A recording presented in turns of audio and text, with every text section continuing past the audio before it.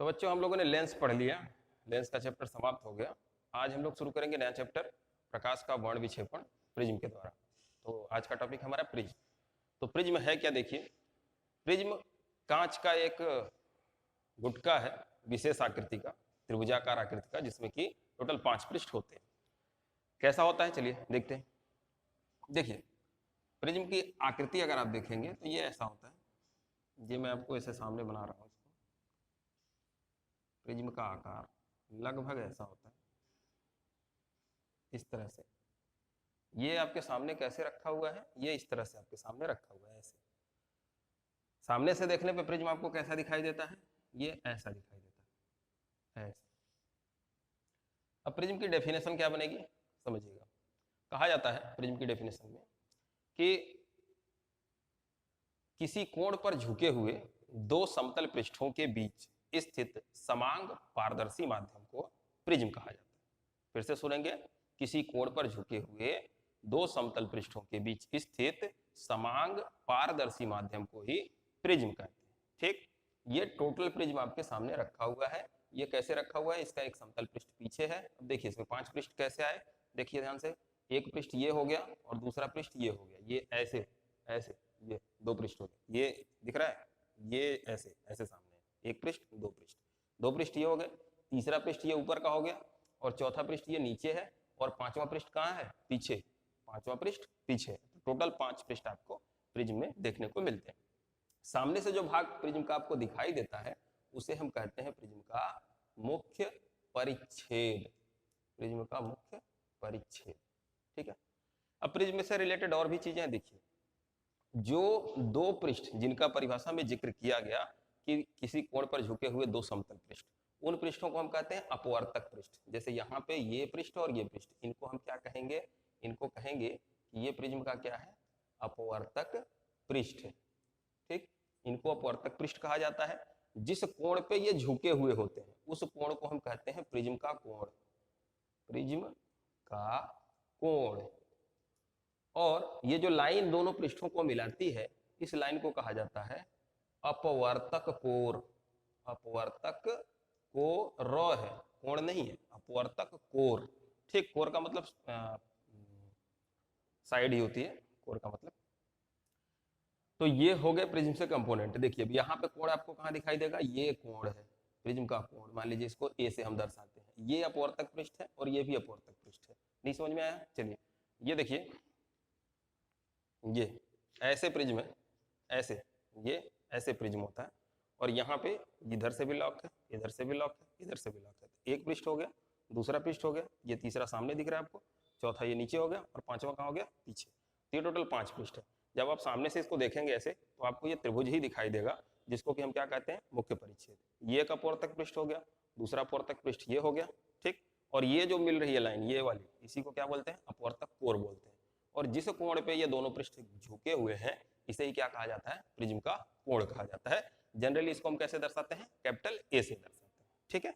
तो ये है क्या, कांच का एक तिकोना या त्रिभुजाकार गुटका है। अब करता क्या है, ये सारी चीजें हम लोग समझेंगे, ठीक। तो प्रिज्म जो है ये प्रकाश का अपवर्तन ही करता है, किंतु ये बहुत ज्यादा अपवर्तन कर देता है। इस कारण से इसके द्वारा प्रकाश का वर्ण विक्षेपण हो जाता है। अब सारे शब्द सुनने में आपको अजीब लग रहे होंगे, तो इनके मतलब हम समझ लेते हैं क्या होता है। तो सबसे पहले हम ये देखेंगे कि प्रिज्म द्वारा प्रकाश का अपवर्तन किस प्रकार से होता है, ठीक है। प्रिज्म की परिभाषा एक बार और सुन लीजिए। किसी कोण पर झुके हुए 2 समतल पृष्ठों के बीच स्थित समांग पारदर्शी माध्यम को ही हम क्या कहते हैं, प्रिज्म कहते हैं। अब नेक्स्ट हम समझते हैं प्रिज्म द्वारा प्रकाश का अपवर्तन। प्रिज्म द्वारा प्रकाश का अपवर्तन, प्रकाश का अपवर्तन। अपवर्तन तो सब लोगों को पता ही होगा, डेफिनेशन, अपवर्तन के नियम। जिनको ना याद हो याद कर ले। देखिए मान लिया कि एक प्रिज्म का मुख्य परिच्छेद है ऐसे, इसका आप चाहें तो नाम भी लिख सकते हैं। और ये मान लिया कि प्रिज्म का कोण ए है। इस पे मान लीजिए कि आपने ऐसे प्रकाश की किरण डाली, ये इसका नाम हो गया पी क्यू मान लीजिए। तो ये आपतित किरण जो है, देखिए कहाँ जा रही है, ये विरल माध्यम से सघन माध्यम में जा रही है। तो इस पर जो अभिलंब खींचा जाएगा, ये अभिलंब की तरफ मुड़ेगी, मान लीजिए मुड़ गई। और मुड़ने के बाद ये फिर जाकर के दूसरे वाले अपवर्तक पृष्ठ पे आपतित हुई। अब दूसरा वाला जो अपवर्तक पृष्ठ है ना, देखिए अब यहाँ के लिए ये जो प्रकाश की किरण है वो कहाँ जा रही है, वो जा रही है सघन से विरल में, तो अविलंब से दूर हटेगी। तो इस प्रकार से ये किरण ऐसे होती हुई बाहर निकल गई। पूरा नाम लिख दीजिए PQRS।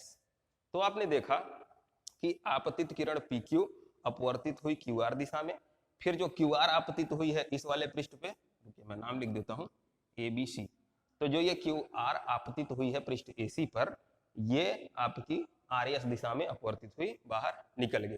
तो हम क्या कहेंगे, PQ हमारी आपतित किरण है और RS हमारी क्या है, निर्गत किरण है। चूंकि ये बाहर निकल रही है तो इसे हम क्या कहेंगे, ये निर्गत किरण है। ठीक, तो इस प्रकार से किसी प्रिज्म द्वारा प्रकाश का अपवर्तन होता है। अब यहाँ एक बात आप नोटिस करिए, आपतित किरण हमारी इस डायरेक्शन में जा रही थी और निर्गत किरण इस डायरेक्शन में निकली है। तो देखिए यहाँ पे दोनों की दिशाओं में बहुत ज्यादा फर्क है, दिखाई दे रहा है आपको, यानी प्रिज्म ने प्रकाश की किरण को बहुत ज्यादा मोड़ दिया है। अब जितना इसने मोड़ा है उसे ही हम कहते हैं विचलन, प्रिज्म द्वारा उत्पन्न विचलन। तो ये यहाँ पे जो कोण बनता है आपतित किरण की दिशा और निर्गत किरण की दिशा के बीच, इस कोण को हम कहते हैं विचलन कोण। इसको क्या कहते हैं, विचलन कोण। विचलन कोण को दर्शाया जाता है डेल्टा से। ये डेल्टा है, देखिए ऐसे बना हुआ है ना डेल्टा, और डिटेल में कहेंगे तो इसको कहते हैं क्रोनेकर डेल्टा। और भी तरह के डेल्टा आपने देखा होगा, एक त्रिभुज के आकार का डेल्टा होता है, तो ये वो डेल्टा नहीं है, इसको इसका स्पेशली नाम है क्रोनेकर डेल्टा। ठीक, तो ये डेल्टा है, आपको नाम याद रखने की जरूरत नहीं है, आप बस इतना याद रखिए ये क्या है, डेल्टा। विचलन कोण को किससे दर्शाते हैं, डेल्टा से। विचलन कोण होता क्या है, प्रिज्म पर आपतित प्रकाश की दिशा और प्रिज्म से निर्गत प्रकाश की दिशा के बीच जो कोण बनता है वही प्रिज्म द्वारा उत्पन्न विचलन कोण कहलाता है। ठीक, अब देखिए यहां से और कुछ चीजें देख लेते हैं। ये जो कोण है इसे हम क्या कहेंगे, आपतन कोण है। और यहाँ पे जो ये कोण बना हुआ है ये निर्गत कोण है। ठीक है, तो ये अपवर्तन कोण, लेकिन आप इसको क्या कहेंगे, निर्गत कोण, क्योंकि यहाँ पे अपवर्तन देखिए दो बार हो रहा है, एक बार आपतन हुआ, यहाँ अपवर्तन हुआ, फिर यहाँ पे आपतन हुआ, फिर यहाँ पे अपवर्तन हुआ। तो ये चूंकि बाहर निकल रहा है तो हम इसको क्या कहेंगे, निर्गत किरण। और यहाँ पे अभिलंब और निर्गत किरण के बीच का जो कोण है उसे क्या कहेंगे, निर्गत कोण। अगर आप आपतित कोण का मान बदलते हैं तो विचलन कोण का मान भी उसके सापेक्ष परिवर्तित होता है, यानी विभिन्न आपतन कोणों के लिए विचलन कोण का मान भिन्न भिन्न होता है। आपतित कोण के किसी एक विशेष मान के लिए विचलन कोण का मान न्यूनतम होता है। इस विचलन कोण के न्यूनतम मान को ही हम अल्पतम विचलन कोण या न्यूनतम विचलन कोण कहते हैं, और इस अल्पतम या न्यूनतम विचलन कोण को हम दर्शाते हैं डेल्टा एम से। तो डेल्टा एम क्या है, न्यूनतम विचलन कोण, न्यूनतम विचलन कोण। ये आपको कब प्राप्त होता है, आपतन कोण के किसी एक विशेष मान के लिए ही प्राप्त होता है। तो अगर कहीं पे ऐसे लिखा हुआ है डेल्टा एम, तो आप मान लीजिएगा कि वो वहां पे किसकी बात की जा रही है, वहां पे बात की जा रही है न्यूनतम या अल्पतम विचलन कोण की। तो ये हो गया आपका प्रिज्म द्वारा प्रकाश का अपवर्तन। अब देखिए प्रिज्म के पदार्थ के अपवर्तनांक के लिए सूत्र, क्या सूत्र होता है, देखिए अगर प्रिज्म का कोण कैपिटल ए है और विचलन कोण कितना है, डेल्टा एम है, और प्रिज्म के पदार्थ का अपवर्तनांक है स्मॉल एन, तो फॉर्मूला होता है प्रिज्म के पदार्थ का अपवर्तनांक एन बराबर साइन, ध्यान से देखिएगा, a plus delta m by 2 upon sine A by 2। ये प्रिज्म के पदार्थ के अपवर्तनांक का सूत्र है। इस पे आपके बहुत सारे प्रश्न होंगे, तो आप लोग ये फॉर्मूला याद रखिएगा, ये क्लियर हो नहीं पा रहा है। A.2 क्या लिखा हुआ है, n is equal to sine A plus lambda M by 2 upon sine A by 2। किसका फॉर्मूला है, प्रिज्म के पदार्थ के अपवर्तनांक का सूत्र। अगर प्रिज्म हमारा बहुत पतला हो और उसके कोण को रेडियन में मापा जाए तो उस दशा में आप लिख सकते हैं कि sine A plus lambda by 2 is equal to A plus lambda by 2 और साइन ए बाई 2 बराबर ए बाई 2। ये कब के लिए है, जब प्रिज्म बहुत पतला हो। जब प्रिज्म पतला हो, पतला होने का क्या मतलब है, ए की जो वैल्यू है वो लगभग 5 डिग्री तक हो। ठीक है, ए मतलब प्रिज्म का कोण बहुत कम हो, तो उस दशा में। और किस में मापा जाए, रेडियन में, इस बात का भी ध्यान रखिएगा। अगर ऐसा होता है कि कोण का मान बहुत कम हो और वो रेडियन में मापा जाए ना, तो सभी त्रिकोणमितीय अनुपातों के मान उसी कोण के बराबर होते हैं। मतलब साइन थीटा किसके बराबर होता है? थीटा के। कब? जब कोण का मान बहुत कम हो। तो अगर ये वैल्यू उठा के हम यहाँ रख दें तो फॉर्मूला हमारा चेंज होगा, n is equal to A plus lambda M by two upon A by two. अभी 2 से 2 कैंसिल हो गया, तिरछा गुणा करिए, n a is equal to A plus lambda m. अब यहाँ से पक्षांतरित कर लीजिए, n a minus a is equal to lambda m, या यहाँ से आप कह सकते हैं या lambda m is equal to n minus 1 into a. तो ये किसके लिए सूत्र हो गया? पतले प्रिज्म के लिए। अगर आपके बुक में क्वेश्चन दिया होगा कि पतले प्रिज्म का अपवर्तनांक कितना है, तो आप डायरेक्टली ये फॉर्मूला यूज करेंगे, तब आप ये फॉर्मूला यूज नहीं करेंगे वहां पे। ठीक है, तो ये प्रिज्म के पदार्थ के अपवर्तनांक के लिए सूत्र हो गया।